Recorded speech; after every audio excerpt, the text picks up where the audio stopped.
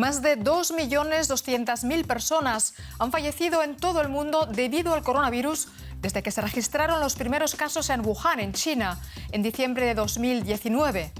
Los países más afectados son Estados Unidos, India, Brasil, Rusia y el Reino Unido.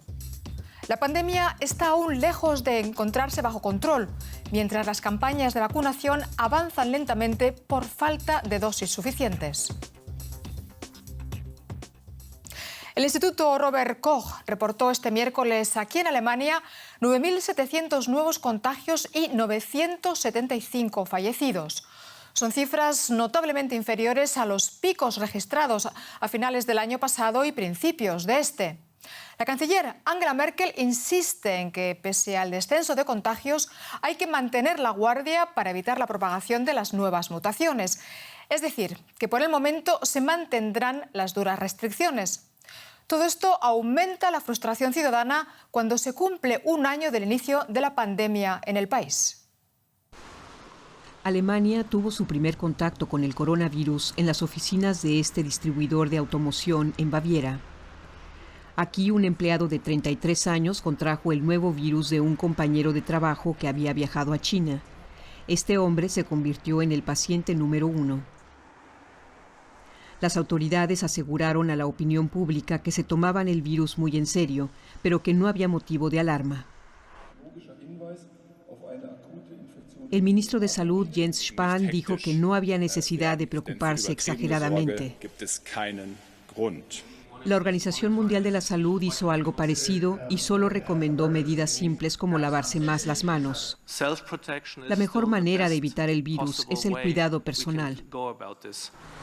Pero la infección se propagó a todas las regiones de Alemania y rastrear los contactos se volvió imposible. Alemania pasó de una situación controlada a una propagación exponencial. Apenas 6 semanas después de que se descubriera el primer caso, el país anunciaba el cierre de las escuelas. A finales de marzo, la cuarentena nacional obligó a padres e hijos a compartir el hogar para trabajar y cumplir con la jornada escolar.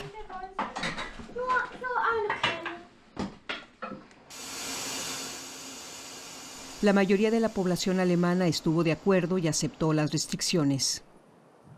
Con la llegada de la primavera, el país inició una reapertura paulatina. A principios de mayo, cerca de 7.000 personas habían muerto en Alemania, y en otros países de Europa las cifras variaban entre 24 y más de 28.000 muertes. En comparación con otros países europeos, Alemania parecía haber resistido bastante bien la crisis, y muchos disfrutaron los cálidos meses del verano.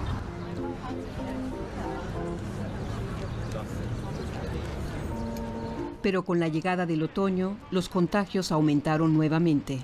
En noviembre se impuso la llamada cuarentena liviana, pese a que se pedían medidas más estrictas.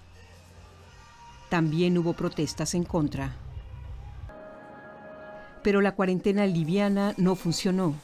El aumento de casos se volvió alarmante. Cada vez más pacientes necesitaban cuidados intensivos. Hacia la Navidad, las restricciones volvieron a endurecerse. Y tras el Año Nuevo, las escuelas y el comercio permanecieron cerrados. El último alargue anunciado de la cuarentena en Alemania se extenderá al menos hasta el 14 de febrero. Pues de la situación aquí en Alemania y en otros países vamos a hablar con el doctor Jens Holst, profesor de salud global de la Universidad de Ciencias Aplicadas de Fulda. Doctor Holst, muchas gracias por conectar con nosotros. Pese a todas las dificultades, la canciller Merkel mantiene su objetivo de vacunar a toda la población adulta que lo desee de aquí a finales de septiembre.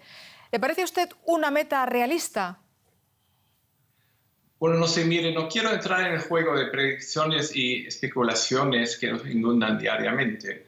Hay tantos factores que intervienen que me parece a mí casi irresponsable salir a la luz pública con ese tipo de anuncios. Vamos a ver qué pasa. Y bien, después de un año de pandemia se percibe hartazgo aquí en Alemania, un sentimiento que comparte mucha gente en todo el mundo. Una de las dificultades a la que se enfrentan los gobiernos es encontrar un equilibrio entre frenar la pandemia y no ahogar la economía y las libertades individuales. ¿Qué modelo es el que le parece más razonable? Bueno, de hecho, mucha gente, ahí me incluyo yo mismo, está harta de tal vez no tanto de las restricciones de la vida privada y laboral, sino del ir y venir de las decisiones que muchas veces carecen de fundamentación científica o son a veces incluso ilógicas. Y yo creo que la gran mayoría de la gente aceptaría el lockdown en la medida en que las medidas parezcan razonables, pero es difícil, si no imposible, detectar una línea común detrás de las medidas que se toman. El costo del cierre de las medidas de cuarentena cae desproporcionadamente en los pequeños negocios, mientras que se benefician muchas grandes empresas. Y el prolongado cierre de los colegios es fatal porque va a contribuir a abrir aún más la brecha social que ya existe. Y hay que notificar claramente una falencia de la política de prepararse adecuadamente por la segunda ola que estaba bien previsible. Desde hace casi un año leemos las cifras diarias de infecciones para saber si las cosas mejoran o no. Últimamente también recibimos las cifras diarias de muertes. ¿En qué medida son útiles estas estadísticas para entender la pandemia y actuar en consecuencia? Mire, esta pregunta es muy válida porque la pura mirada en los números desnudos tiene una clara función de crear angustia para aumentar el apoyo a las medidas que se toman, por supuesto. Pero hay que decir que las cifras absolutas no dicen mucho, más aún tienden a ser engañosas a veces. Sin minimizar el problema del coronavirus, por ejemplo, en Alemania día por día 3.000 personas mueren, es decir, 1 millón por año. Y si uno compara las cifras de las víctimas del COVID-19 a las cifras totales de muerte, no parecen tan preocupantes como si salieran solitas.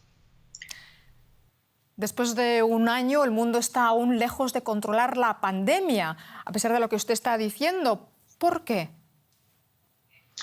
Porque, de hecho, se trata de una verdadera pandemia que muestra dinámicas diferentes en los distintos países y lugares del mundo.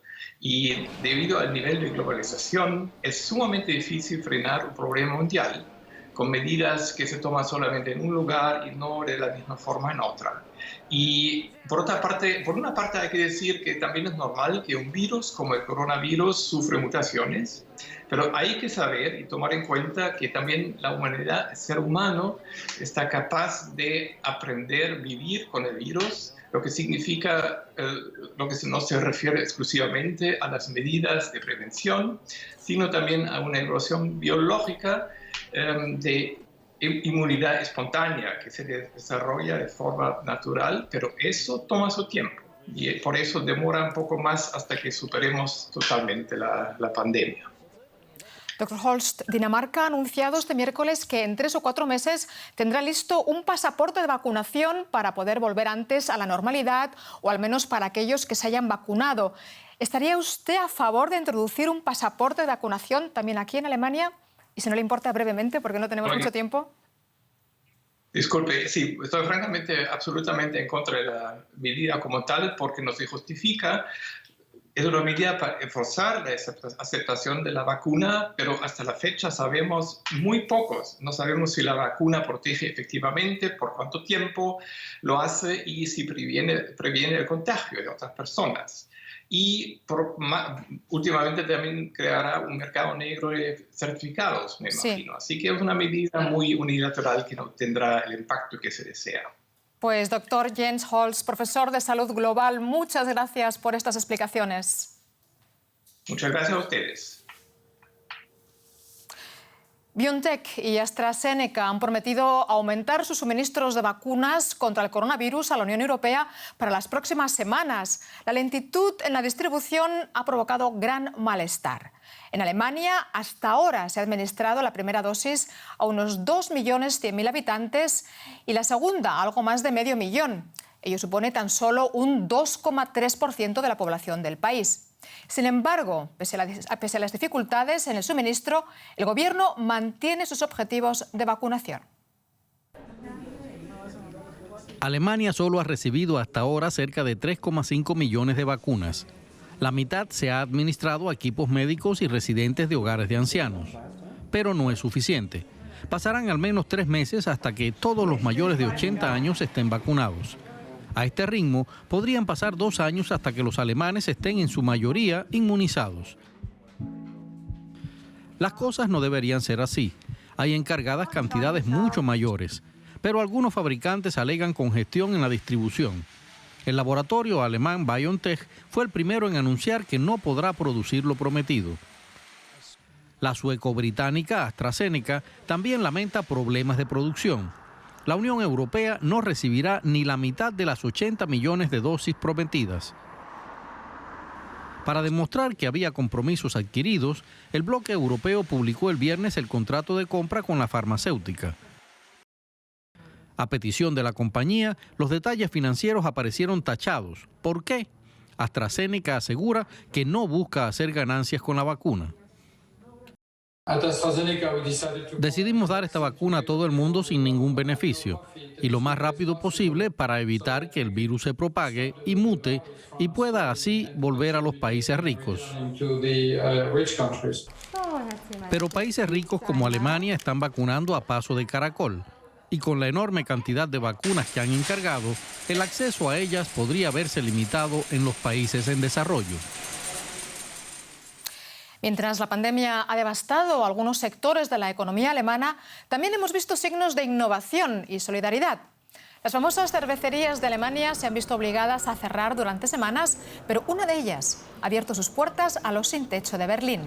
La sucursal berlinesa de la tradicional Hofbräuhaus de Baviera es normalmente popular entre los juerguistas que beben litros de cerveza. Ahora ofrece comidas y bebidas calientes gratuitas, pero no cerveza.